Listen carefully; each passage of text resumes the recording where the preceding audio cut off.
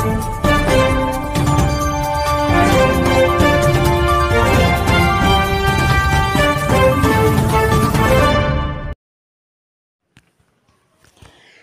येथे लोकनेते माजी राज्यमंत्री स्वर्गीय मधुकरराव कांबळे यांची द्वितीय पुण्यतिथी साजरी। नमस्कार, मी भाग्यश्री महाराष्ट्र न्यूज 24 लाईव्हमध्ये आपले स्वागत करते। प्रतिनिधी भानुदास पवार। मेहकर रेस्ट हाऊस येथे दिनांक 25 जुलै रोजी अनेक पक्षाचे व संघटनेचे कार्यकर्ते उपस्थित होते।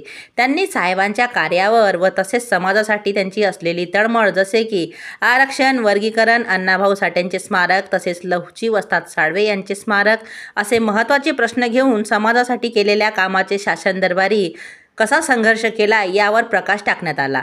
त्यांनी समाजासाठी अनेक वर्षापासून स्वतःला झोकून दिले होते। निर्भीड नेतृत्व व स्वाभिमान नेता असे वक्त्यांनी बोलताना उल्लेख केला।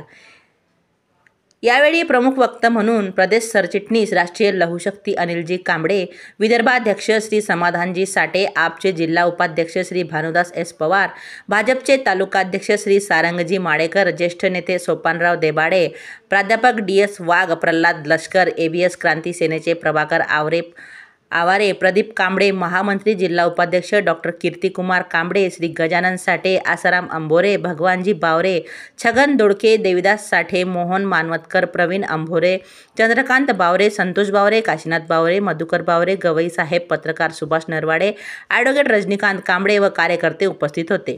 महाराष्ट्र न्यूज 24 लाईव्ह प्रतिनिधी भानुदास पवार तसेच मी भाग्यश्री यांच्यासह आपली रजा घेते। भेटूया पुढील बातमी सत्रात। नमस्कार।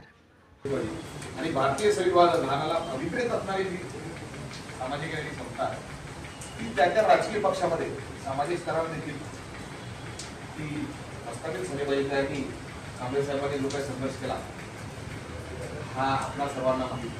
बघा, लाचारीचं जीवन जगून चळवळीत काम करणे आणि स्वाभिमानाने काम करणे, चळवळीत काम करणं याच्यामध्ये खूप फरक आहे।